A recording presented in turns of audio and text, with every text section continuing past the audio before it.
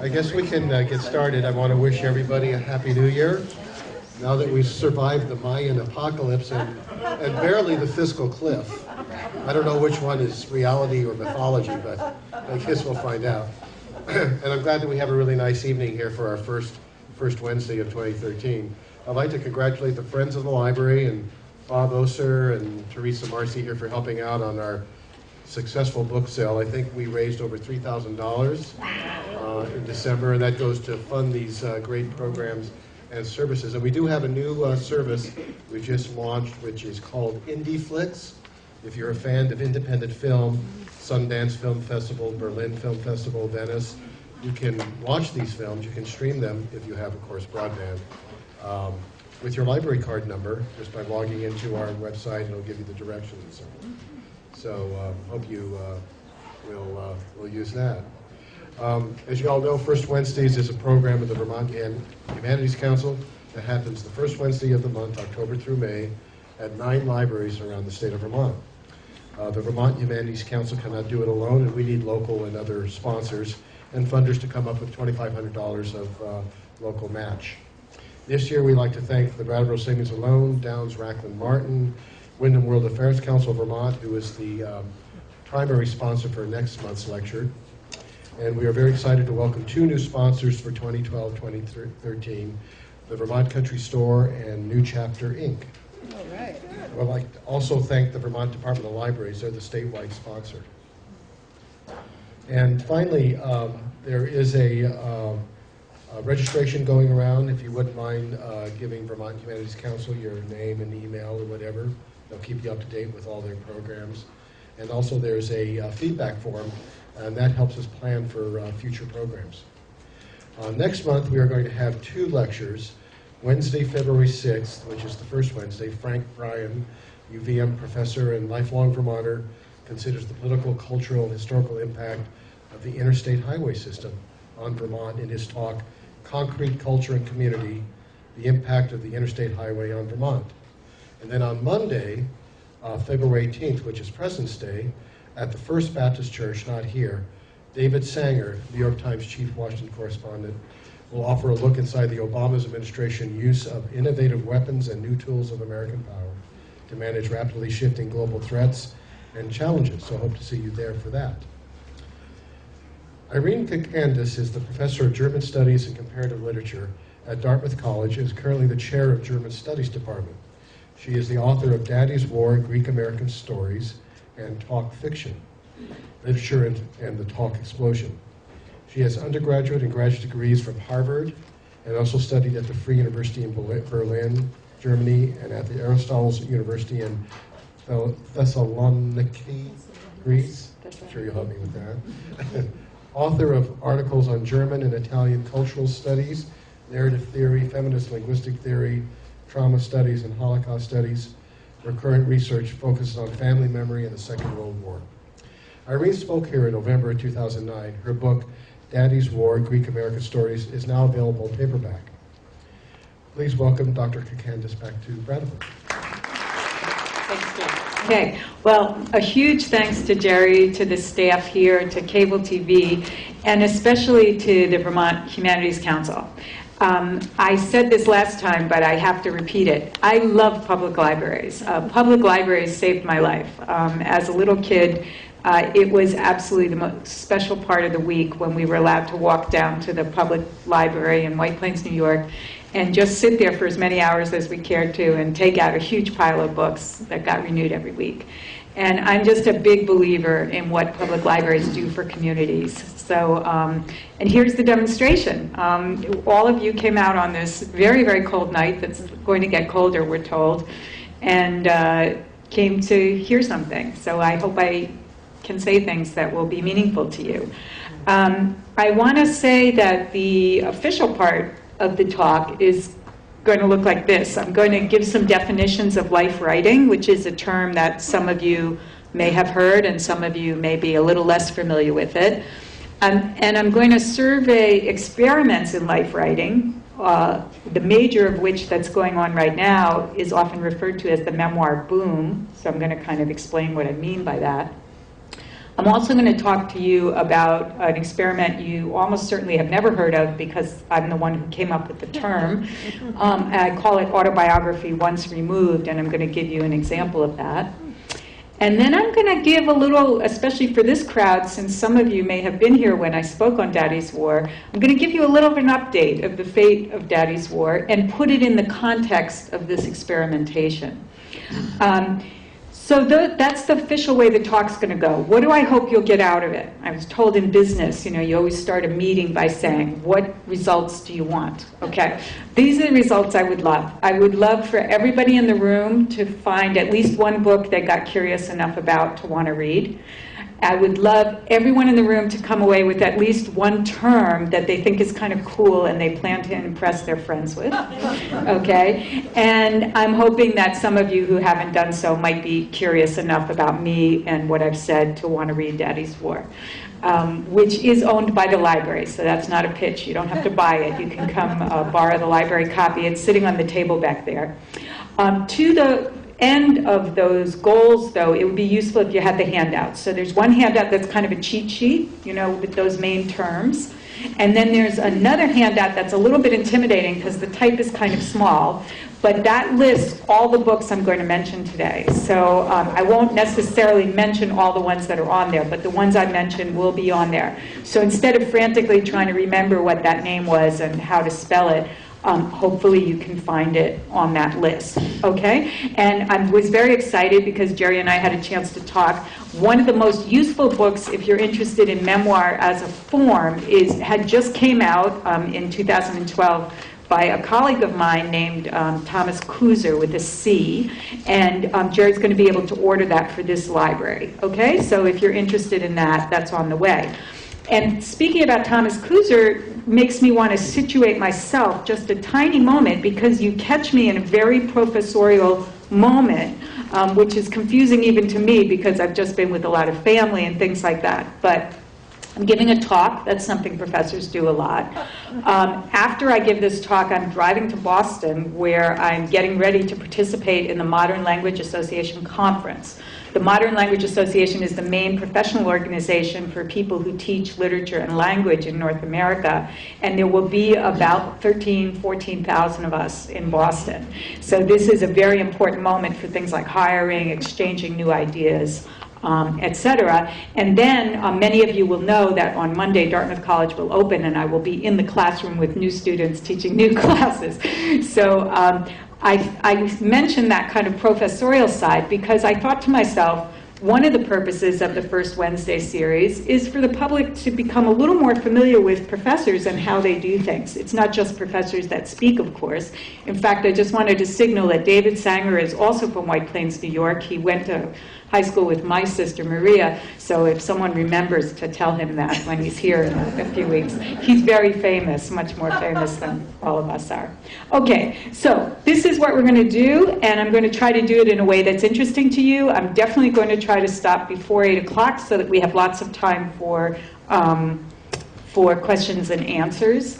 If something is incomprehensible as I'm going along, please raise your hand because I don't want you to feel lost. Okay? Sound good? Mm-hmm. Contract? That's what I do with my students. Contract? Okay, great. All right, so here we see some the etymology and definitions of biography, which is literally in English life writing, right? Vios in Greek, graphia, life and writing. And what was interesting for me when I started to do this research is that according to the Oxford Dictionary, these are actually quite recent terms. English is a much older language, and you'll see that the first use of biography was only from the 17th century and life writing from the 18th century.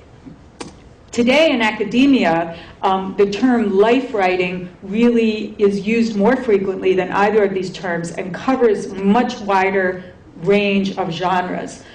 Even things like blogs, diaries, hagiography, genealogy, letters, these can all be considered life writing. This is one definition of life writing that comes from one of the most famous primers used in academia by two women, Sidonie Smith and Julia Watson. So I'm going to read it out. We understand life writing as a general term for writing that takes a life, one's own or another's, as its subject. We understand life narrative, a new term now, the life narrative, as a general term for acts of self-presentation of all kinds and in diverse media, right? So that could be performative acts, things that we have all those amazing monologues in the theater, for example. Spalding Gray might be a name some of you know. Visual, filmic, digital, of course, comics. We're going to be talking about that. So we've got the term life writing and the term life narrative, where life writing becomes a kind of subset of life narrative. I was trained in literature, so I'm much more familiar and comfortable talking about things that can actually be on the printed page. Now, this man, Philippe Lejeune, is how his name is pronounced, and he's really the guru of autobiography. He runs a huge archive in France that's probably the largest archive related to autobiographical materials. And this is a definition that Lejeune gives of autobiography. I'm going to read it out also because we're going to use this as a guide for the study we're going to do together. So, retrospective prose narrative written by a real person concerning his or her own existence, where the focus is his or her individual life, in particular the story of his or her personality. Now, it's very interesting that based on Lejeune's definition of autobiography, he also launched a term that's used very often called the autobiographical pact, meaning the pact between the writer of the autobiography and the reader of the autobiography. So that's potentially all of you. And what he says is that the author who puts a book out there called an autobiography is swearing to the reader that the author is the same as the narrator of the book, is the same as the protagonist of the book, okay? So whose name is on the cover is the same as the person who's telling the story, is the same as the person whose story it is. Now that could seem very self-evident, but we're going to see some cases where it's not as evident as it would be. But he also suggests that there are referential pacts, and this concept of reference is very important, all right, where what is being told can be proven, so to speak, okay? But with autobiography, since it involves people, there are some provisos, and that's what he kind of spells out here, right? It is a supplementary proof of honesty to restrict to the possible the truth such as it appears to me, inasmuch as I can know it, etc., making allowances for lapses of memory, errors, involuntary distortions, and to indicate explicitly the field to which this oath applies. So this is going to be the truth about such and such an aspect of my life. I'm not going to commit myself necessarily to any other aspect of my life. Okay, see how that works? A few people are standing. I just want to mention there are chairs right up here, and I've been taught not to bite. So please come on up if you don't mind. I'm not worried by movement in the room. Okay. Now, this is one of those words that you could impress your friends with. Paratext. It was originally coined also by a Frenchman named Gérard Genette. And para is an important word for tonight, right? It's a Greek prefix that can mean a lot of different things. It can mean around, can mean next to, it can mean as a substitute for, it can mean as an extension of, and it can even mean, as we'll see in the case of Memoir, the idea of against. So when Genette wanted to talk about the paratext, he wanted to bring people's attention to the fact that, and we can do it with any book, right? When we pull this book off the shelf that I've never seen before, we see something, right? We see a title, we see the author's name, there are colors, there's an image. All these things would be part of the paratext, and they would have some kind of effect on what we would think about the book before we even really get started with the book, right? And Genette also meant some other interesting things, like things that get associated with the book afterwards. And nowadays we have a ton of those, things like blogs related to, websites related to books, interviews that get published, etc., reviews of books. Those would all be part of what Genette meant by the paratext. So it turns out that the paratext is very important to these kinds of pacts that we were just talking about, right? So for example, I've already mentioned that the name of the author on the cover has to match the name of the narrator in the book or the protagonist, right? If you've got an autobiography, it can't say novel, right? Okay, and we're going to talk about how writers play with those things, right? But readers also have to agree to read in a certain way. Remember that the autobiographer said, I'm going to try to tell the truth. I can't promise you, right? So if you're catching him out on every little thing, that's the reader's not really sticking with her or his part of the pact, right? Now, I just wanted to point, especially for those of you who are Francophiles, that a guy named Serge Dubrovsky wanted to play precisely with this idea. And he wrote a book that a lot of people who know him said had a heck of a lot to do with his own life. But he put this subtitle, autofiction, under the title, right? It was called Sun, and then he put autofiction underneath it. And for Lejeune, as for me, I wouldn't count this as autobiography because the writer is announcing that he's doing something different. Okay, and we're going to come back to that feature as well. Now, this woman, Dorrit Cohn, is very special to me. She advised my undergraduate thesis as well as my doctoral thesis. And she made an observation about fiction versus nonfiction that's been very important to a lot of us, and that relates to the idea of these referential pacts and how autobiography functions. When we read literature in college, one of the first things that we're taught is that any piece of fiction really is composed of at least two levels. There's sort of what the book, the fiction, is about. Okay, that's usually referred to as the story level. But there's also how that story actually is told, and that's referred to as the discourse level. Okay, so that's a distinction we've been working with a lot. The easiest way to bring that to your own mind is that many books might be about someone's life, a fictional character, from birth to death, but the book itself might start with the death. Right? So that would be the fact that it starts with the end, that's related to the discourse, right? The story, the guy doesn't die first, he's born first, okay? So that's a distinction we're fairly used to. But in nonfiction, Cohn points out, we have not only the story and the discourse, but there's also somewhere lurking the idea of the reference, the referential level. That if Thomas Jefferson is talking about Monticello, there's a place in the real world that that word Monticello refers to. Okay, so that's the referential. And that can be checked up in the archive or on a map or in real life. Okay? So she says it can be checked against some kind of database. It's not necessarily a bunch of numbers, right? It might be a list of names or an address book or a telephone book for that matter. Great. Okay, then this other guy's kind of important to me too, Philippe Lejeune. That's actually, I married him, he was so smart. And he also was interested in this area, and that's, he talked about a biographical pact. And he said in biography, biographers are binding themselves to their readers by promising, warranting that they're going to make true statements. And what does he mean by a true statement? Statements whose accuracy can be verified in the archive in some kind of way. Okay? So if we read a biography, again, about, say, Ben Franklin this time, or how about Amelia Earhart, right, there must be some way for us to check up on, did the biographer do his or her job correctly? Does that make sense to everybody? All right, great. Now, why am I going through this so carefully with you, besides the fact that I'm a professor and I'm trying to show you how professors do things? The reason is because some people have cheated, right? They have not done what they were supposed to do.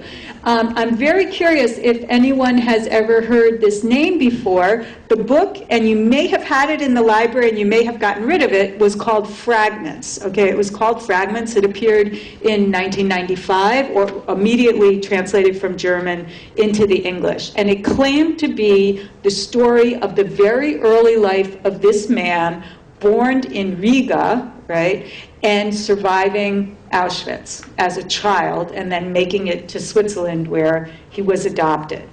When this book came out, and I can tell you myself because I was teaching at the University of Texas at Austin, I was teaching a course on the Holocaust, I was blown away by the book. I thought, wow, he really got it right about what children must have experienced. I was very interested in the phenomenon of trauma, and I thought, this is a very powerful testimony to that.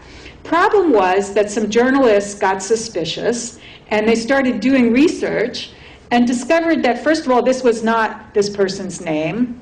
Okay, this person had a completely different name. This person was born in Bern, the capital of Switzerland, was put up for adoption by his single mother, was adopted by a couple in Zurich, and lived a pretty middle-class life in Zurich. Along the way, somehow reading thousands of books about the Holocaust, thousands literally, and eventually producing this book. And when he was challenged by this, he said, but that is my life story. So there probably was a certain amount of delusion involved in this particular man's life. But the reality is that it could not be checked in the archive, right? He made claims about things that actually had not happened to him, okay? Now, I suspect that this little experiment is more familiar to you. James Fry made quite the splash, including with Oprah Winfrey, when he published A Million Little Pieces and said, this is the story of my life. Now, it turns out that most of that book could be verified in the archive, but he took some very interesting liberties, right? He exaggerated how long he was in prison, he exaggerated how attached to drugs he was, etc., and had to make a public apology. And many critics reacted to this and said, look, you tell us it's autobiography, you cannot exaggerate, okay? Don't do it on my dime, was what the reaction of one critic. So my observation is that when you want to experiment for the purpose of autobiography, meaning you want the truth, even the psychological truth, to somehow be communicated more powerfully, readers usually will tolerate that. But if you're experimenting to make something about yourself more important, to self-aggrandize, right, readers get really pissed off, okay? So maybe in the question and answer period, some of you will have an example to share with us. All right, so now I want to go to experiments that I think did work, right? And before I actually get to this slide, I want to come to the memoir boom as a phenomenon, which is that hundreds, if not really actually thousands of people in this country and thousands of people in other countries are writing memoirs. And as we go through these more famous ones, I want you to keep that horde of people in mind, how what they're doing relates to what we're talking about here. Now, if I had to single one book that I thought was the most important experiment in, remember I wrote one myself, okay? If I had to say the most important experiment in life writing in the last 50 years, it was this book, Mouse. So if you don't know it, I must admit, I'll be encouraging you very strongly to read it. Art Spiegelman is a very talented graphic artist. He had done a lot of cartooning, and over the course of the 70s to the early 90s, he told things about his own life and his relationship to his Holocaust survivor parents in comic form, right? Now, at the visual level, so on the one hand, we have this kind of experiment with form. It's not written out like any number of autobiographies in a prose text. It's in cartoon form, but quite long. The full thing runs to 2 volumes. At the visual level, it's not realistic. Some of you who know Mouse will know that the Jewish characters are depicted as mice, the German characters are depicted as cats, the Polish characters are depicted as pigs, and even when he's showing the modern characters, meaning himself when he's an adult trying to learn the story of what happened to his father, or his father who's very elderly, you often see that those characters are wearing masks, okay? So there's something very unrealistic about what's going on. But I would suggest that this is so effective because Spiegelman was able to communicate through non-realism the most important essence of the Holocaust, right? Which was that European Jews were as vulnerable to the Nazis and their allies as mice are in the presence of cats, okay? And that message has come across loud and clear to millions, literally, of readers. And this book has been translated into dozens and dozens of languages, okay? So that was an experiment for reference, right? For reinforcing something about the facts of what was going on, in my view, Okay? Great. So what I'd like to do now, and your sheet would be helpful, there are, you have Philippe Lejeune's definition of autobiography, and then a few things below it, you're going to see areas of experimentation, right? And that's precisely what I'd like to do, is use his definition to categorize types of experimentation. Now, of course, many of the books I'm going to talk about have more than one experiment going on, but I'll sort of be highlighting just one, okay? So, one more time, retrospective, that implies something about the time as a category, right? That it's after the fact. Prose narrative, that implies something about the medium, right? We've already seen the experiment of Spiegelman with medium. What is the book about? That person's own existence, right? What we find out is that a lot of these experiments are not really about one individual, but about a series or a relationship between two individuals. And the story of his or her personality, that's the focus of the book, right? And some experiments in life writing have fooled around with the focus. Okay? Does that sound all right? How are we doing? Too professorial? Not enough? No, good. Okay, here we go. So, this is where we're going to get to that other sheet, too, with that big, long list of books. So if you look under M, you're going to see Alexander Masters. He's actually American, but he lived a lot of his life in Britain. And he published this book that absolutely stunned the English called Stuart, A Life Backward. And this book is very, very interesting to me. Stuart was one of what people have called the chaotic homeless, right? He didn't have a home, he was using a lot of drugs. Masters met him and decided to try to unravel the mystery of his personality. So that fact kind of works, right? But what did he do? As you can see from the subtitle, he actually starts with Stuart in his end state, so to speak, just before he dies, and he moves backward in time, each time trying to get closer to how did this man end up in such a pathetic state, okay? Supposedly this suggestion came from Stuart himself, who read a first draft that was written in a more traditional chronological from birth to almost to death, and said, oh, don't do it like that, make it more like a police novel, you know, try to figure out how I got to be the way I am. So whether that's true, that anecdote or not, the reality is that the book tries to move backward. It doesn't completely succeed in doing that, and I think that contributes, again, to the message being communicated to the referential level, which is the chaos of this individual's life. So on some level, this experiment with time adds to that sense of chaos that the reader gets, okay? A very, very different book is by Christa Wolf. She just passed away in December of 2011. She's probably the most famous German woman writer of the 20th century, wrote many, many different types of books. This, One Day in the Year, was an experiment that she kept where she wrote a diary entry on the same day every year for 40 years. And if you look at the dates, and I know many people in this room are good with history, you will see that she lived through some very dramatic times, right? The Berlin Wall goes up in 1962, the Berlin Wall comes down in 1989, right? There are all kinds of relationships between East Germany, where she was living, and West Germany that change over the course of her lifetime. But here, the experiment with time of producing an entry on the same day each year does something very, very different from the chaos of the experiment that Masters did. Here, I would say, the main message communicated by this more than 600-page book is that of sameness, right? Of how every day is actually like every other day, right? And yet, that very sameness, how much the entries resemble each other, also allow for little tiny differences to kind of jump out at the reader, okay? So, two very, very different experiments with time. Again, I bet some of you will know others. Okay, so now we're going to move to that next part of Lejeune's definition. Retrospective, okay, it's not all retrospective. Prose narrative. Not everything's done in prose narrative. Again, we already talked about Art Spiegelman's Mouse.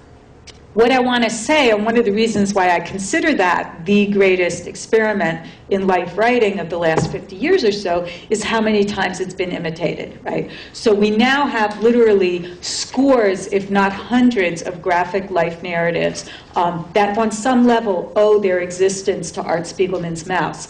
Some of you will have either read the book or seen the movie. Marjan, I forgot, there's a pointer here. I keep moving into the screen. Let's see, can I do that? Okay. Marjan Satrapi is actually Iranian. She wrote a very powerful, again, two-volume book called Persepolis. It was turned into a movie. Catherine Deneuve plays one of the characters. We have Robert Crumb. One of my favorites is actually Alexen Bechdel, Fun Home. She spends a lot of time in Vermont. Some of you may, has she been to the library by any chance? No, okay. Try to get her because she's quite an amazing character, and she's an amazing graphic artist with a style that's very, very different from Spiegelman and very different from Satrapi for that matter. She talks about the fun home is the way they referred to the funeral home because her dad ran a funeral home, and she had a very complicated relationship to her father. It's a beautiful, beautiful book, and if we had more time, I'd go into it more. I did want to point out a very little-known Greek example called A Teenager's War, and you see that the title I've given you in 3 different languages, and that's because the book is actually in 3 different languages. So again, there's a way in which the graphics as well as the graphic style, the medium, contribute already to the story. Because the reality was, this was a British boy in occupied Greece during the Second World War, and already by insisting on putting 3 different languages on every page of his book, he's communicating to you how you could not survive in that situation with just one language. Okay? Now, experiments in medium, we've already mentioned, could include films, performance art, digital forms, blogs, etc. Even within the world, that little world of prose that some of us love so much, of the printed page, we have interesting experiments with medium. We have some life writing that actually uses poetry. So this is the same Michael Ondaatje who wrote The English Patient. This is his memoir of growing up in Sri Lanka, actually, and he incorporates a lot of poetry into it. It's quite interesting. Audre Lorde, I hope some of you know, this wonderful and very important African-American poet. This is something she calls a biomythography, and not surprisingly, because she did do a lot of her own creative work in poetry, there's a lot of poetry in there. Some of you know Dave Edgar's Heartbreaking Word of Staggering Genius. It's a very entertaining book, but you might also recall it has an amazing number of charts, diagrams, statistics, etc., that are really quite funny. But he's using them to tell his story. Amy Rosenthal, Encyclopedia of an Ordinary Life, the Suicide Index, which is done alphabetically. These are all experiments within mainly prose context. Okay, so now we're moving on to our 3rd category. Whose life are we actually talking about here, right? Lejeune's definition says it's written by a real person concerning his or her own existence. Well, if you think back to that book Stuart that I was mentioning to you, one of the things, if you get a chance to read it, that you'll notice right away is the book is at least as much about Alexander Masters as it is about Stuart, the man he's trying to write about, right? He can't write about Stuart without telling you about how he interacted with him. So while it's purportedly a biography, I would suggest it's actually at least as much an autobiography of Masters. This is I'll be teaching this in my course coming up right now. Dora Bruder is a book by a very accomplished French novelist, Patrick Modiano, and there's a wonderful English translation, so you can read it in English. And this is very, very interesting story where Modiano reports that in the course of being in the library, the public library, he finds a journal of a Parisian newspaper from 1942, and he becomes very, very puzzled when he sees an ad in the announcement section, where two parents are looking for their daughter. And from the names, it's very obvious that this must be a Jewish family. And to be a Jewish family and announce that your daughter is missing in 1942 is to announce your own presence, right, as a Jewish family in Paris, and to risk arrest. And he then goes in search, so to speak, of this girl and tries to find out, why did she run away, what happened to her, etc. In the process of doing that, he tells you quite a lot about how he ran away himself as a teenage boy. And his search, which he can't find that many details about Dora, but he finds some, again, is at least as much about himself as it is about her. So an interesting confusion of whose life we're talking about.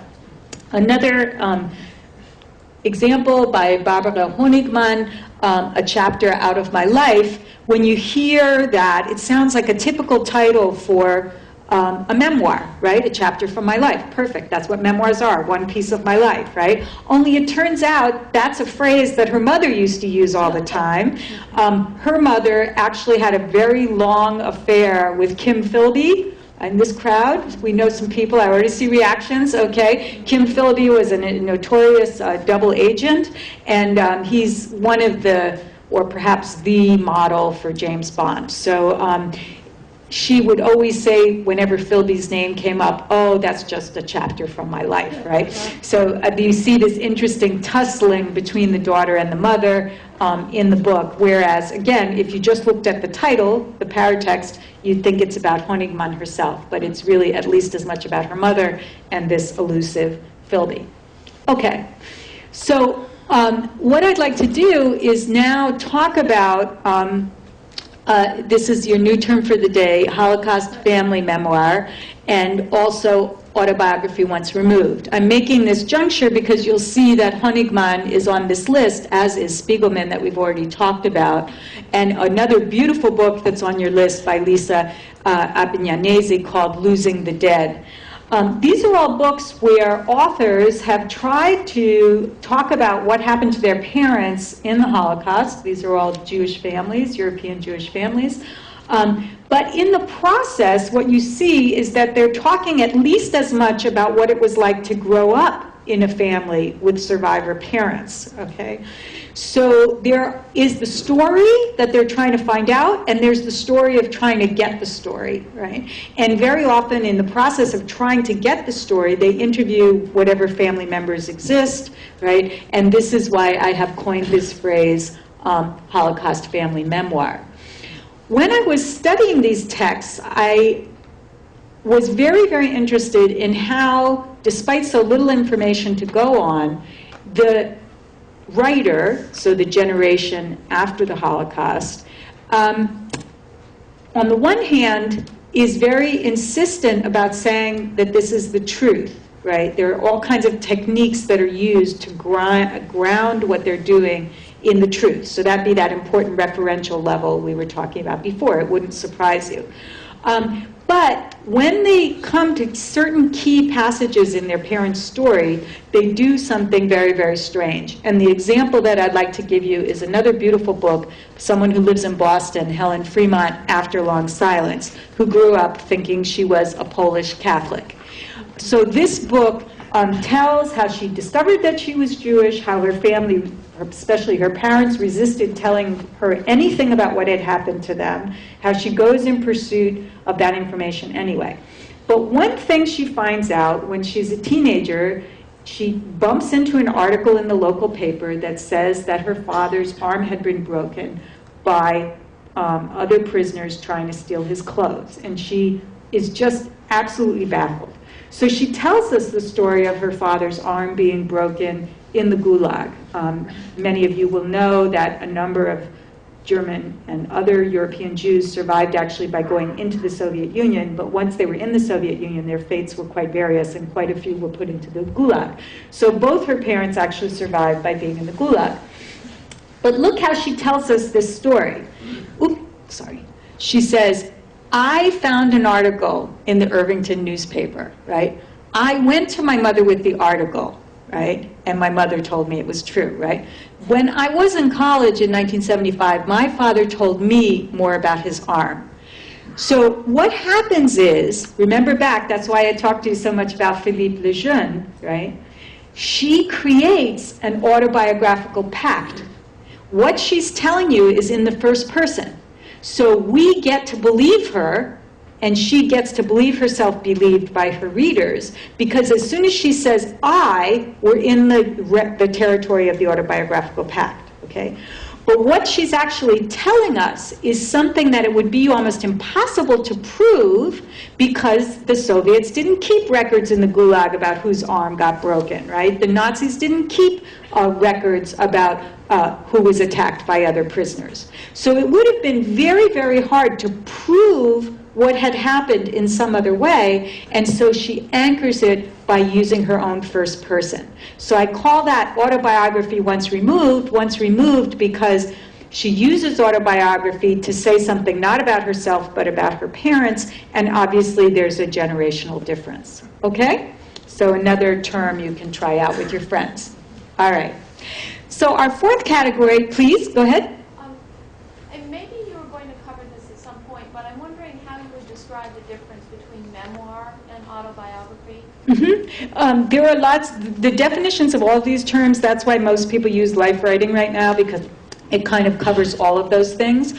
But the definitions that are accepted by some people, and if you look in dictionaries, the difference is really that autobiography is still mainly considered to be a term that covers kind of birth to almost death, okay? Whereas memoir is usually restricted to a more specific period of someone's life. That's broken down a lot in the wake of this memoir boom, okay?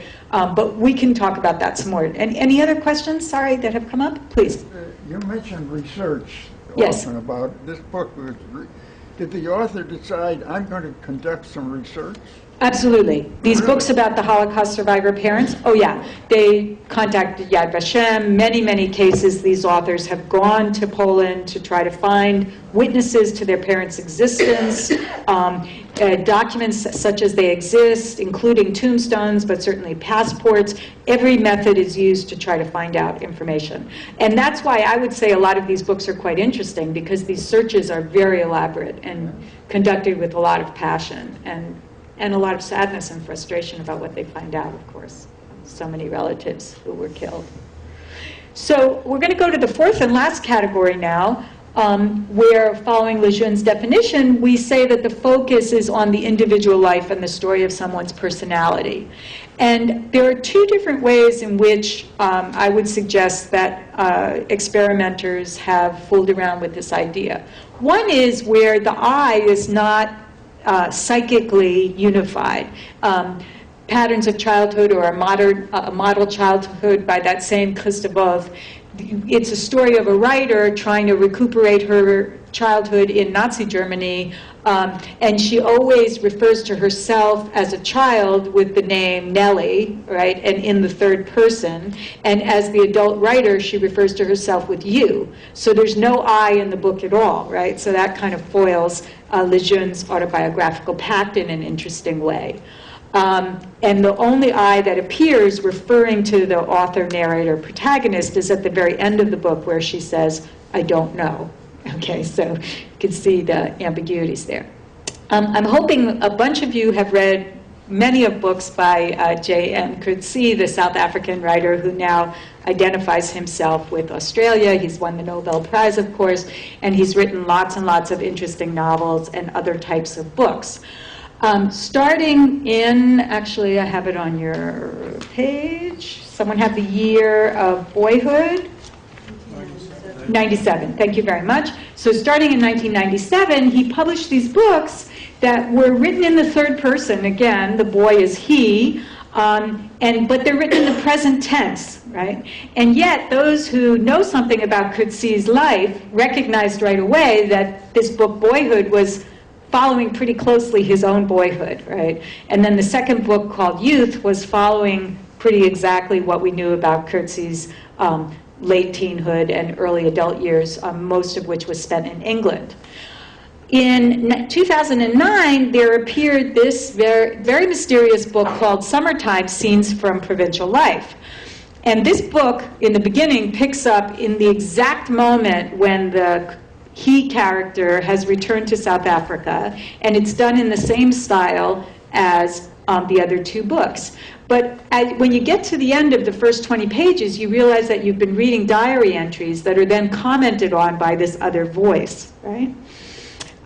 You go a little further and you find out that there's a biographer interviewing people who knew this character Coetzee, and that Coetzee is dead, right? So this doesn't work out too well with Philippe Lejeune's definition of autobiography either, when the writer is already dead. I love the way that the appearance of that book, which had no subtitle at all when it first came out in 2009, was then republished with the subtitle of fiction.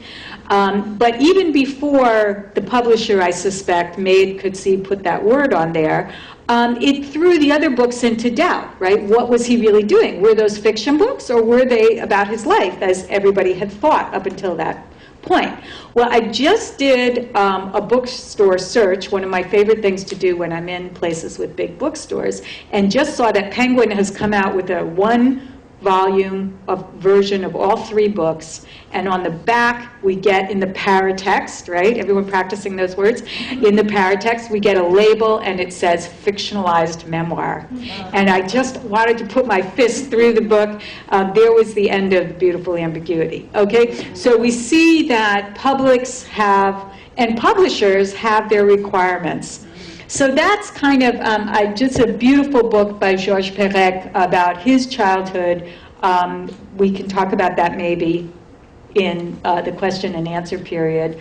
What I'm going to do, though, is jump to Daddy's War because of what publishers do or authors do with what they think they want to do. So here's the last part of my talk, how I came to write a power memoir, and what the heck is that anyway. Here's what my book looks like. This is actually the passport, a photo from the passport that my father, that's my dad, and his siblings went over to Greece on from the United States. He was born to Greek immigrant parents in the United States. And I'm just going to tell you that when I went in search of information about my father myself, there were so many holes in it that I felt no matter what I did, I could never create a chronological, coherent narrative about what had happened. So I decided I needed to kind of signal that to my reader, and I coined this term paramemoir, which you now know all kinds of things about that para. One thing that's very funny, this is the definition I give for the genre in the book itself, and one thing that made me laugh was when I reread that, after the book was already published, I realized I had left out this meaning of para, which is that it also can mean against. It was so obvious to me that I was writing against memoir as a genre that I didn't even put it in the list. So you can do some psychoanalyzing. I invite you. All right, so what was this about, the relationship between my father and myself? We haven't had any pictures yet, so I'm just going to send you through a few. That's my baby father with his parents. You can see that my grandmother is already quite pregnant and my dad is still very young. That baby that was in her womb died in a very tragic way. So even though she gave birth to 5 kids, all of a sudden in 1937, she goes on the Vulcania with 4 children. There are 4 very young children. You might remember the passport picture. My Uncle Nick was only a few months old. To Greece, and my grandfather stays in the United States. So this was the big mystery I grew up with. Why on earth did our grandmother take off with these 4 little kids? Why did my grandfather stay home in the United States? There were lots of different theories that were given. My grandfather was going to earn money. It'd be cheaper for them to live in Greece. He wanted the kids to learn Greek better. There were lots and lots of stories, but none of them are probably right. There's another picture of the passport. You can see that it ran out at one point because they didn't leave the country, and they couldn't leave the country because the Second World War had broken out. This is what the children look at the end of the war. They went over in 1937. They didn't get out until September 1945. That's my dad's the biggest one. This is my dad in 1943 as the oldest son, even though he was only 10 years old when the war started and 15 when it ended. He was the oldest male, and so he had to do whatever he could to try to feed the family. At this point, he was working on a ship as a kind of a gopher, do everything. He worked on a ship that probably looked something like that. Sometimes Germans were aboard the ship, had requisitioned it. Sometimes it was flying under its Greek captain. At the end of the war, the history of Greece is pretty complicated, so I'm not going to go through that now. But my father hooked up with the British, who were fighting the Greek communists to reinstate probably what the British wanted was a monarchist government.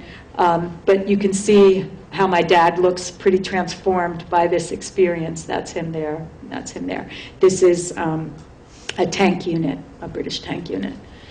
Okay, so I had my own theories about does my father have PTSD. Again, that's not our main point here, but his stories gave an indication that that probably was the case. When I went to try to write this book, write up all the things I had learned about my dad, I had some models in my head. I thought, well, this really isn't my story, so let's put the family together in one place. They'll eat because they're Greek, and it'll be a little like a symposium. I sort of wrote about 60 pages in that style, and my grandparents still hadn't gotten married, so I figured that was not moving fast enough.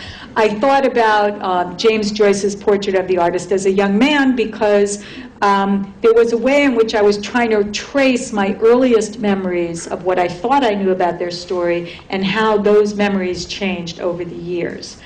That's a whole chapter in and of itself, like Barbara Honigman's mother would say, but it's a concept of post-memory that somehow memories get transferred to children even if stories are not told explicitly.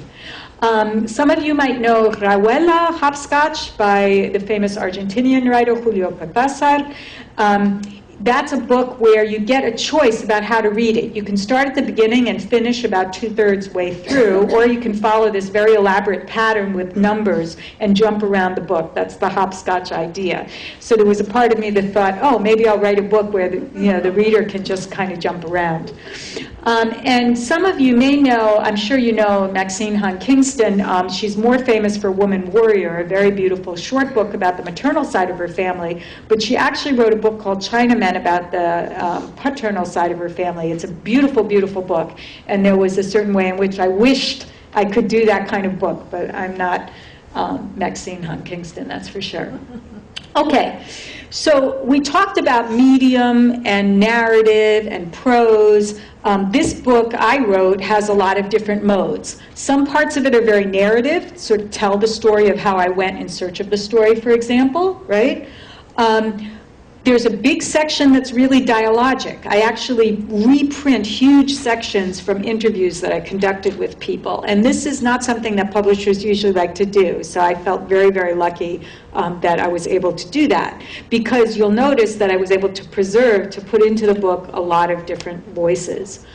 And then there are 2 chapters that are mainly analytical, where I use all those skills I've been learning in that long education I had, that long apprenticeship with storytelling, and I analyze the stories that other people told or the stories that I was telling myself. The most unusual part of the book is the long chapter 5, in which I try to do something I call co-witnessing. That's the last term on your sheet. It comes from psychotherapy, but it was a term I had adopted and used in my first book, where I was trying to talk about how writers, in writing, co-witness to trauma. Trauma that exists in a society, trauma that might have been experienced by a character, and how does the reader react? What's the reader's role in that? And my claim was that the reader then is required to kind of construct the story of trauma. So that's what I do in this part. I address my dad in the form of a letter, and I recount to him what I think happened. And there's a little tiny epilogue, especially for those of you who are thinking about writing your family story, where I kind of put on display the method of trying to write the book. These are just 2 short slides to give you a sense. This is how many sections, the long second section is just these transcripts of conversations. And you'll see that if people were interrupted, I try to indicate that. Sometimes, getting back to Thessaloniki, my father said the name one way, and I then, you can hear it on the tape, I say it a different way. I try to put that into the book so that the reader, him or herself, can make decisions about what was going on, right? Like you'll notice just right away, I interrupt him, right? And I found out I was interrupting him quite a lot, right? I had an interesting agenda that was very embarrassing to me at times, but only in retrospect. And I point those things out to the reader. But this is a section, unfortunately, we don't have time. It's a really wild highlight of the story. But this is what that last fifth section is. I'm talking to my dad, right? So down here, I say, for example, he gets a scar. We don't know how it was inflicted, and I'm not able to figure it out. So I say, I don't know how you got it, but it looks more like ripping than a burn, right? Given where it's located, it must have been very painful. I want to recognize that pain, Dad, but I also want to emphasize here that if you were arrested, even if you were tortured, you were also released, right? So something that he was able to talk about, he was able to say the Nazis tortured me, but he was never able to say I was released, right? So those of you who are familiar with psychotherapy will know that sometimes stating the obvious is a very important step along the path to healing. So that's what I try to say, and I put it as plainly as I can, you survived, right? Okay, so in relation to the categories of experimentation that we've been talking about, we can just see quickly, there are experiments in time. There are certain sections that are chronological, but overall the book is not chronological, and there's a lot of repetition, right? There are stories that are repeated by different people in different versions, but also sometimes by the same people in different versions. In terms of medium, the book is mainly in print, but there are a huge number of photos, there are maps, there are genealogies, there are glossaries, there are timelines, etc., right? These transcript sections really allow many other voices to enter in, including this autobiographical I once removed that we were talking about. I give space to relationships and other voices, right? And in light of a category I didn't get to talk about too much at the end, the fourth category, I also put my own thinking mind on display as opposed to just telling a life story. So what I'd like to suggest to you is about my own book is that it didn't become a bestseller. When I was here in November of 2009, I was still hoping I would sell thousands and thousands of copies. That didn't happen. I think some of it had to do with experimentation. You know, that word paramemoir, as much as professors liked it or some other people liked it, I'm not sure that the booksellers liked it, right? I'm not sure that readers knew what to do with it, right? Although I just got a report from California from my brother, my youngest brother, I'm one of 6 children. My youngest brother said that he had a friend who looked at the book and she was talking to someone else and that person was describing to her book, and she said, "Oh, that's a paramemoir," you know. So she told my brother about it, and that made me very, very happy. So speaking of making me happy, I think I kept up with my bargain in our little contract, in our little pact, and I hope, and it was my experience last time, you guys will do yours because you will ask me a lot of challenging, wonderful questions. I just want to end actually by putting up the dedication of Daddy's War because it was very important to me when there's all this sadness that we do something positive with it. Thank you very much. You make me so happy to come back to Brattleboro. I'm really glad to be here.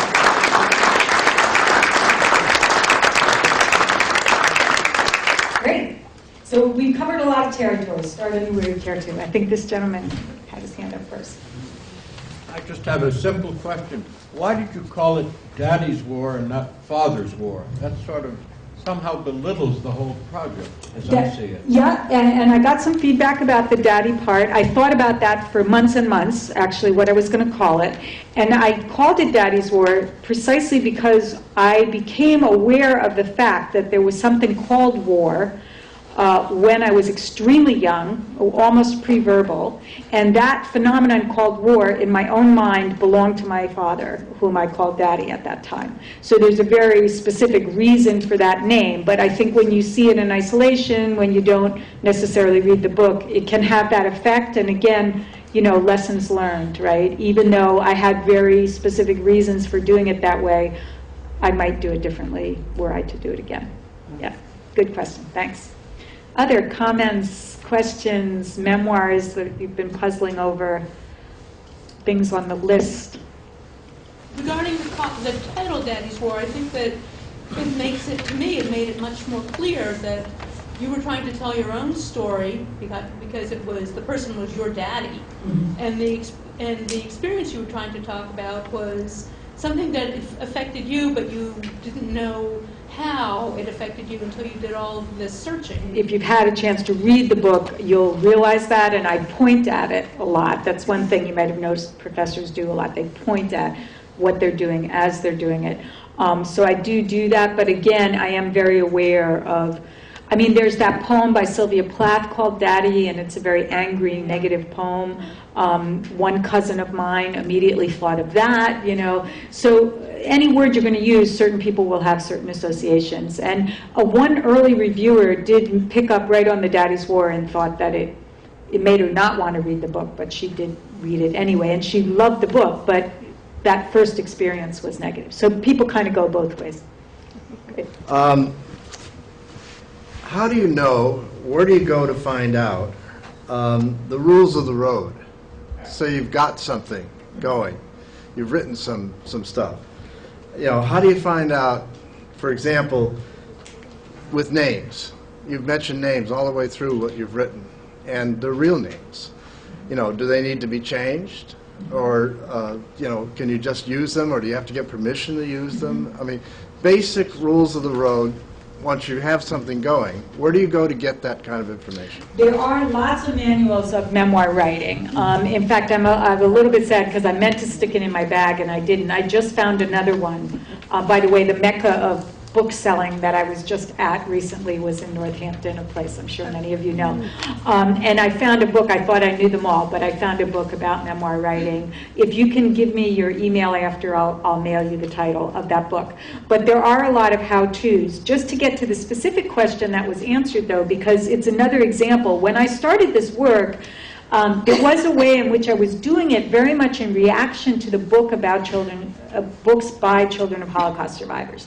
I was so mystified by how they learned so much, right, and how coherent their books were, and I wanted to criticize that coherence. But I thought, I can't criticize it unless I've tried to do it myself. So this book never started out as a book. It started out by me kind of testing my own theories and my knowledge about my family by challenging myself to learn more. The reason I'm mentioning that is because I didn't do what any memoir writer will tell you, which is you have to get permission. So no one will publish your book unless the publisher believes that the people you refer to in the book will not try to sue the publisher. So I was in the very, very awkward position because my book is long, as you'll see, and it's pretty complicated, and it has a lot of ugly things as well as a lot of beautiful things in it. And the book was basically finished in a very short amount of time, and then I had to get permission from my family members to publish it. So it was a very scary moment when I put, 8 manuscripts in the mail and sent them off to my siblings and my parents to find out if they would sign off, and I had to get signatures. I interviewed a lot of my father's relatives in Greece, and I both did not have the opportunity or the money to go back to Greece at that point in time. And their father, the surviving cousins of my father, so first cousins of my dad, their father played a very negative role in my family's life, and I said that. So I had a feeling they were going to be very, very angry about the book. Plus, they don't read English, so I would have had to, translate chunks of the book for them. So what I had to do in that case was paraphrase. You do not have to have permission to paraphrase people. So with that set of relatives, there's a lot of paraphrasing going on.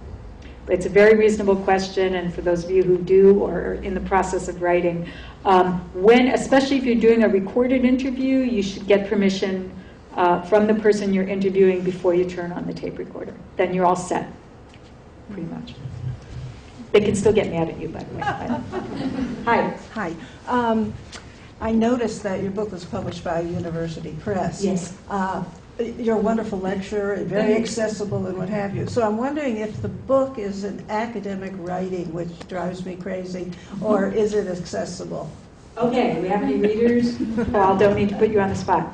Is it accessible? Yeah, I thought it was. Yeah, I made a huge effort to write it in a language that I thought would really be accessible. So what I say is, it's for intelligent readers, but the book itself is intelligible. Now, again, I'm wanting to share with all of you in a very honest way. I really worked very hard at explaining some very difficult concepts that in some ways are harder than some of the concepts we talked about tonight, in language that I thought any thinking person could understand. But some people still felt that the book was too academic. There's a very funny story that I often share about another reader, not from my brother in California, but from my sister in New York City. She knows someone we went to high school with, and I don't know if she gave him a copy of Daddy's War or if he found it himself, but he was racing through it. You know, he couldn't put it down. He was turning the pages. Anyone he bumped into, he'd tell him, you got to read this book, and he'd hold up the book. He was in Central Park. He showed it to everyone he saw in Central Park. And then he got to part 3, which is where I start to analyze the stories, and he put the book down. You know, and that was really devastating to me because this part 5, the book really culminates in this 5th part where I talk to my dad and I try to put pieces of it together. So, you know, I don't blame him. You know, I blame myself on some level. What could I have done? Should that have been shorter? Should it have been even more intelligible? Other people have loved that part. There's a lawyer friend of mine who just thought it was the cat's meow, that section, because he liked that type of analysis. Not everyone's going to like everything, but of course it's always a bummer when people close the book, right? So, but you shall have your own opinion, and my email, I hope, well, anyway, I'm the only Irene at Dartmouth as far as I can tell, so if you look me up, you'll find my email. So if you do ever get a chance, let me know what you think, okay? Because I'm writing another book that I hope you'll have me back about at another time. But what I want to say is I would make it shorter if I were to rewrite it right now. And when I tell people about the book now, I always tell them, please start skipping as soon as you hit something you're not interested in, because I think there will be other stuff you will be interested in. So now I kind of give that as a directions when you're reading. Thanks. Is that on Amazon? You can get it through Amazon. Talking about memoirs, Yes. yours was a memoir. I called it a para-memoir, right? I assume when you talk about the danger of being sued, that would be for the para elements, because in a memoir, if you make it clear that it's your memory, can you be sued for a lapse in memory? Good question, and it's such a relevant question to our talk, okay? If you have a good lawyer and your lawyer can show this is not intentional, this is a lapse in memory, you'll probably be okay, all right? But if you have a not so good lawyer or you have a very persistent antagonist, you could be sued. If someone can say, oh no, he knew that and he put it in wrong, you know, I didn't inherit my father's house, you know, you could possibly have something on your hands. No, regular memoir writing, you can be sued, yeah, and publishers will do everything they can, which is how some of these memoirs, I think, turn into novels, right? I think that my husband, whom I did mention, is also an academic, and he's reading some books right now where the word, you know, novel has been added, and he's pretty sure it was just to protect the publishers. Right or stupid. I'm going to ask you something that's probably a little stupid, but I just was thrilled reading Mark Twain's autobiography. I thought that was one of the best books I've ever read, and I realize not many people will necessarily have read it. I would like to ask your assessment of it as an autobiography. It jumps all over the place, and I love the jumping. Mm-hmm. Great. Thank you for sharing that example. This is one of the reasons I was people thought I was crazy coming here the night before heading to this conference. The person I'm going to see tomorrow morning is a Mark Twain expert. She's going to be thrilled. I'm going to report your comment. And I think it's a brilliant work. Doesn't mean everyone's going to like it, though, right? That jumping around is part of Mark Twain's style. It seems to have been part of his personality. It's how his mind works. So this idea of a mind on display, rather than necessarily a story told chronologically, is that's a great example of it. I had some other, if you look under B for Barthes, a Frenchman, that book is available in English, and that's also really a mind on display. Some of you know Nabokov's Speak Memory. You know, these are books where the mind is on display, and some people love that, and some people can't stand it. So I think it's great that you loved it, and I would never do anything but praise Twain. So. I belong to a writing group here in town. Great. A teen writing group, and they have some really fine people constructing all kinds of writing. In this kind of writing, you tell us about the different techniques and different descriptions and so on, and almost rules of the road. Mm-hmm. And I remember I had a friend in my youth who was a famous author, A.J. Liebling. And A.J. Liebling was given a couple of books by Ross, the editor of the New Yorker, on how to write. And he put a slip of paper in one on which he wrote, "The only way to learn how to write is to read and to write," and sent them back. He wouldn't review the books. He didn't think they were worth it. My feeling is that if you have rules of the road, this kind of writing, you find yourself constricted somewhat in the way you write and what you write. And I'm a maverick, so I'm not going to let that interfere with me at all. And I sit down and I write anecdotes because my keeper here told me that I ought to write these things down instead of boring her with them all the time. So it's very interesting to me because in rereading my own writing, it's so different, and it's different. I must have different moods because did I write that? And I'm sure everybody here has done that in rereading things they've done in the past that they've written. And I'll bet half the group here are guilty of doing the same, of writing some commentary about their past. And I think it's a healthy thing and a delightful thing to do. And if you don't follow the rules of the road, it doesn't matter a bit because you're doing it to please yourself and nobody else. Thank you very much. You've said a lot that I agree with, and I'll just point out the pieces of it, okay? Did you get out the pieces you wanted to get out? Well, I'm just about the restraints that they may be placed on us by rules of the road, and there shouldn't be any rules of the road, as far as I'm concerned. All right. I'm going to mainly agree with you. I'm going to tell you that it's very important to listen to your inner voice. I already mentioned that I didn't think I was writing a book with Daddy's War.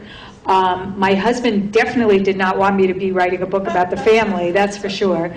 Not a book that I was going to publish as a professor. So I actually wrote it completely for myself, and I thought my father would hate it. I thought he would kill me, actually. So I really had to just decide I was writing for myself, and that's what I did. I sat, my husband is actually from the French-speaking part of Switzerland. I was in a little tiny room. I sat there for 7 weeks and I wrote 300 pages, okay? I don't expect to ever do that again. It just came gushing out. But one of the reasons I think it could gush out is because I said I am just going to try to follow this inner voice. Like when I started it, like the symposium, and I had 60 pages, and my voice was saying, something's not working here, you know? I'll go to 60 pages. I just tried to really be true to my own sense. So in that sense, I agree with you. If you're trying to pretend to be somebody else, especially with life writing, you're going to get into a lot of trouble. It's what I tell young candidates who are interviewing for jobs.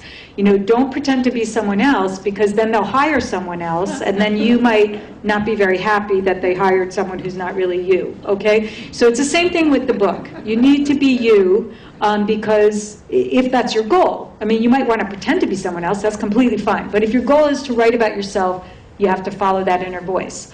On the other hand, and this is a big part of what I do professionally that, you know, we don't need to go into now, but you need to be aware of readers if you want to have readers, okay? And you need to think through, what do I need to say to make this coherent for a reader? Now, if you don't care at all about readers, that's okay too. But if you actually want someone to read it, you do need to think a little bit about how's the reader going to follow this, okay? But I want to pick up on something very, very important that you said, which is the best rules or the best inspiration is to read really great writing. That's why I copied all those titles onto that piece of paper, okay? The single best thing you can do if you want to write is read great writing. What is great writing? It's what you decide is great writing, okay? If you want my opinion, I can share it with you. But Mark Twain, fantastic. Whoever inspires you, read that person. Reading is the best building tool for writing. And most writers I know, whether they're more academic writers or they're more creative writers, they read something really spectacular every single day. Some of them read it before they sit down to do their own writing. Some of them do it after they've done their own writing. But I don't know anyone who writes who does not try to read really great writing day by day, okay?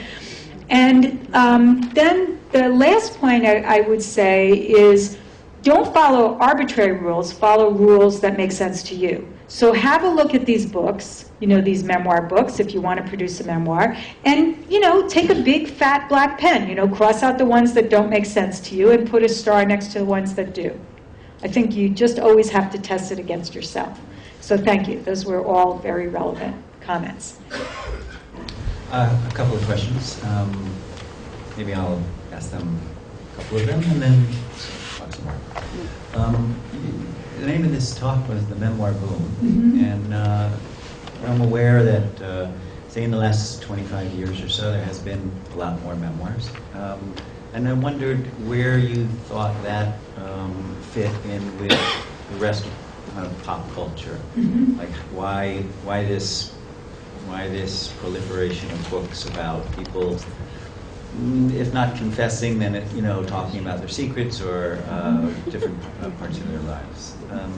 The next one was, it seems that in most of the memoirs I'm familiar with, there's usually some kind of healing that happens.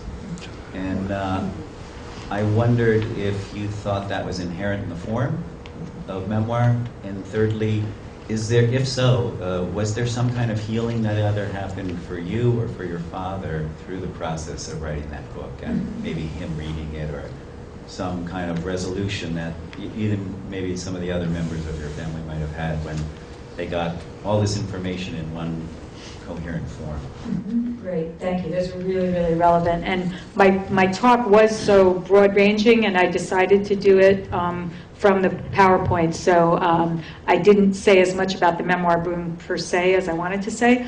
A lot of people have scoffed at this idea of anyone can write a memoir. Okay, I don't scoff at it at all. I think that anyone who wants to write should write, and I think that to hook it up with your second point, I think the act of writing itself, the act of trying to coherently put something down, even if part of the coherency is incoherency, I think the act of committing something to paper, whether you do it longhand or you type, most of us tend to type these days, but whatever way you do it, creating sentences does something to the mind. I try to explain this to my students all the time. And rewriting does something even better to the mind. So producing something that you think is of a quality that you can show someone else, that will communicate to someone else, changes you. So that's kind of on the healing thing. I think many people write for that reason. And many therapies related to trauma and traumatic events have a lot to do with writing. So that's not an accident. In terms of the memoir boom, if we went back to some of the definitions of autobiography, this idea of the older, wiser self, that's the biggest piece that's gone out the window. And I think that does have to do with pop culture. I think it has to do with technology, the fact that we can all hear our voices a lot more. We can put out our news in very easy ways. We can find audiences for some of our news, even if it's small audiences, via Facebook, via blogging, via tweeting, via email. You can write email to 10 people at one time. You can write to 1,000 people at one time. It's much easier to put yourself at the center of a communication now than it used to be. If you wrote a letter by longhand, some of us will remember that, or some of us still do it. It's a very different experience. So I think it fosters a different level of thinking. And so a lot of what's being published, do I think it's great writing? No. Do I think the person had a right to publish it? Absolutely. Okay?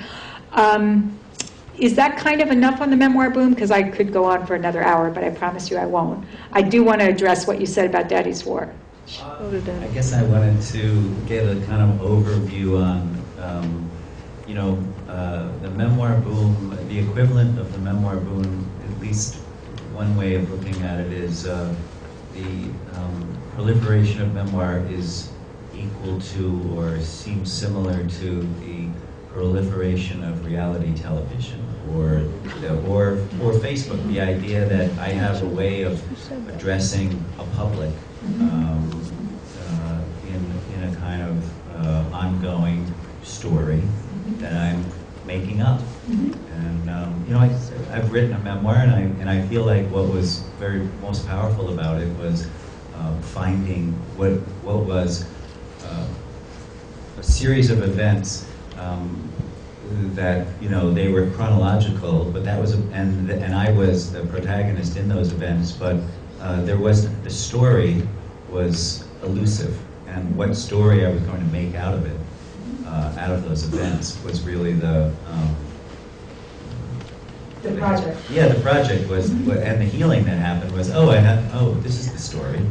This is at least this little in-depth relationship and this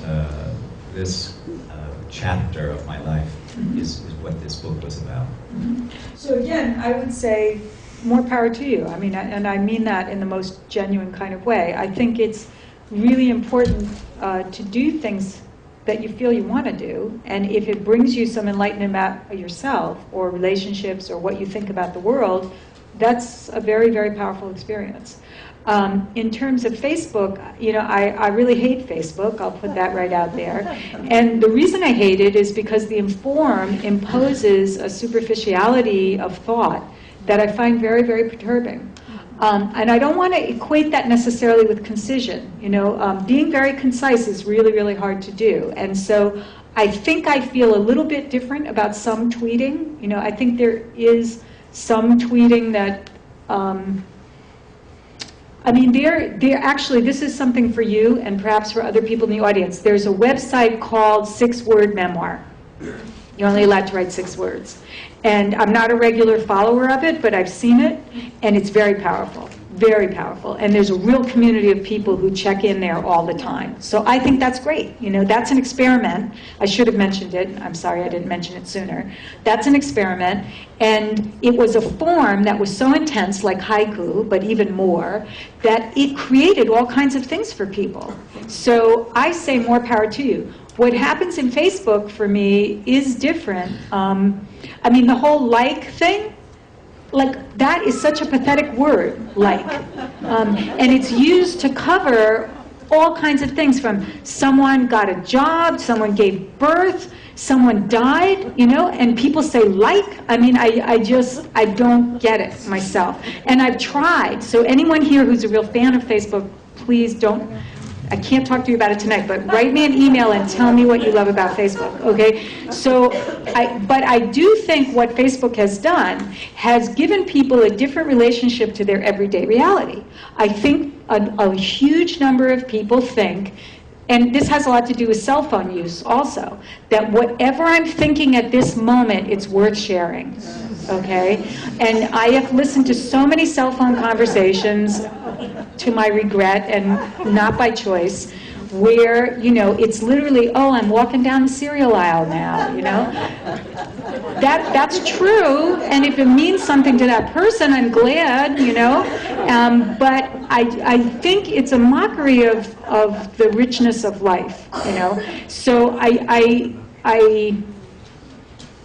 I sound like a crotchety old lady, so we'll just drop that. Let me tell you a little bit about Daddy's War. Daddy's War transformed my relationship to my father. I had a very complicated, angry relationship to my dad that has completely evaporated, which is a good thing because my dad is in full dementia now. But before he went over the cliff, I was able to really reconcile my relationship to him. And if nobody had read Daddy's War and that was what had happened, I would be thankful to the rest of my days. He's a beautiful man, and he lived a very difficult life, and I'm glad. I could find out about the beautiful side of what he had done and all the people he had helped. But, some of my siblings responded very, very positively. They felt liberated, especially my two brothers, who had had a very complicated relationship also to my dad. 4 girls were born first, so by the time those 2 desired male children arrived, there was a real agenda waiting for them. So my brothers had a very difficult relationship with my dad, and they both really felt helped and gratified by the book, as did one of my sisters. The other 2 sisters had a much more complicated relationship to the book. Some of my cousins hated it. They felt like their parents were not in the book enough. That's partly because I decided to only put in things where I was able to interview the people directly myself, and my father's 2 brothers had already died. So his sister is in the book quite a lot, for example. Her children loved it, but my 2 uncles' kids had a much more complicated relationship to what happened. The connections I made in Greece were very, very powerful. I was in September in Greece, and I visited both of my father's surviving 2 cousins. And I feel so grateful. I had never met those people before deciding to undertake this book. So it was completely transformative, and I'm very grateful I had the chance to do it. I'd like to follow up with a question that the gentleman on the right asked. So I really understand the impulse for writing a memoir, and you're doing that. Here you speak about you're writing your memoir as an example of that. It's a very powerful way to examine what's past and come to terms with things in one's own life. So just sort of getting back to something he was asking, is there something and not relating to Facebook or the media or the ease of publishing a work, is there something in our era in which we live that encourages that? Things like just sort of general awareness of self, or education, or sort of refusal to indulge in secrets of family that's very much the topics of the novels and stories of the earlier generation. That's one. And secondly, is there a sort of a concomitant appeal to others in terms of reading memoir that goes along with the urge to write them? Thank you. I'm going to start with the second part because it also hooks up with something the gentleman asked about. And I give you a quote, actually, that I used in my first book, Talk Fiction. That phrase, by the way, Talk Fiction, was trying to respond to the beginning of the talk craze, right? So when we first had talk radio, I was playing off the idea of talk radio and talk television. So I think some of you in the room will recognize the name Eric Bogosian. Right? He did a radio and stage play called Talk Radio. And one of the things he said in there, and he repeated many times afterwards, is people call into the radio because they want, or they listen. They both call in and they listen because they want a moment of real emotion. And I agree with that and I don't. I think there are lots of levels of mediation, and he even talks about some of those mediations. So in the early talk radio, for example, there was always a 7-second delay because most radio stations would not allow obscenities to be played. So it wasn't as unmediated as people thought. But people experienced what they were hearing, these confessions, these queries, as real emotion. And I think we crave real emotion. I think that's in the nature of human beings. I think there are certain aspects of our lives, including, it's not as intense here in Brattleboro, but including urbanization, that make us put up walls between ourselves and other people. So moments and ways of breaking through those walls, I think, become very, very profound. And that's why I think some people do love Facebook, because I think they do love to be to feel that they're being seen and they're being experienced. So I think that the memoir craze has a lot to do with craving real emotion. So that's why we were so mad at James Fry, right? Because he did have a real story and it was pretty poignant, but then he tried to make it more real. So the more real part was not cool with people. And he did penance and was kind of rehabilitated a little bit. But I think that we like the idea of memoir because we think it's people's real experience. Now, a lot of it is incredibly formulaic, including the genres, right? So we have child of alcoholic, we have drug abuser, we have, cancer survivor. Now, these are real things. These are real things, and they're horrible things, right? But unfortunately, it's gotten very formulaic, and we have an explosion of people telling stories that sound very, very similar.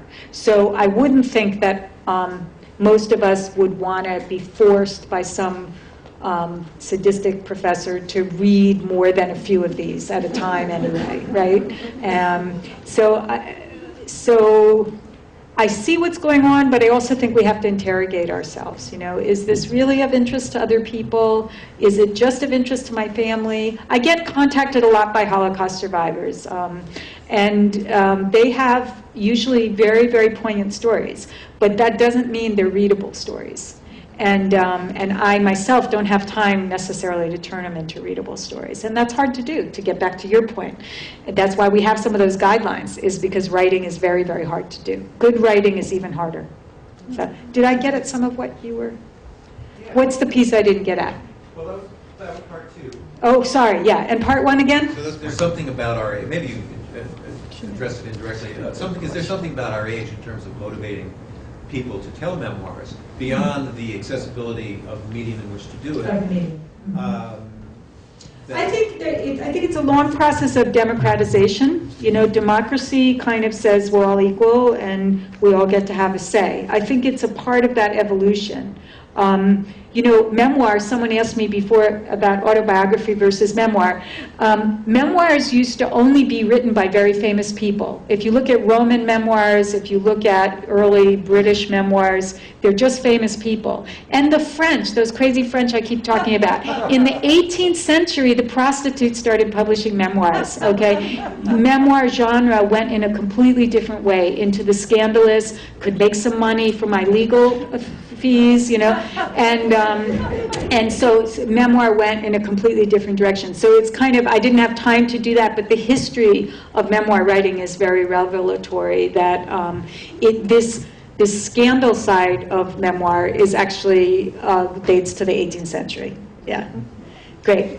So for those of us who are not famous and don't have really scandalous professions, I'm wondering if any of the guides suggest how we can judge if our story is going to be interesting and valuable enough to other people to try to get out there. Great. That's a wonderful place to end, I think, by saying to you, that's where Facebook is a great idea. Not Facebook itself, but your community on Facebook, if you have one. You might ask them, will you read this anecdote I wrote? I think it's great starting with people you trust, and asking them, what do you think about this? Did you want to read it to the end? Did you stop reading? What parts of it did you like most? And I would discover what it is you're going to write for those treasured readers by really looking inside and saying, what's an experience in my life that was so beautiful or so confusing or so sorrowful that I want to try to express it. And if you're trying to get started, I would recommend that really strongly. And I would, when I keep offering my email, I get a ton of email, but I do find email can be a very meaningful way to communicate to people one-on-one that you can't be with. So if someone has another question for me, again, if you plug in Irene at Dartmouth, you're likely to find it. It's my full name. You have that, Irene.Kacandes at Dartmouth.edu. I really am so happy to have been here. Thank you all. You're a wonderful, wonderful audience.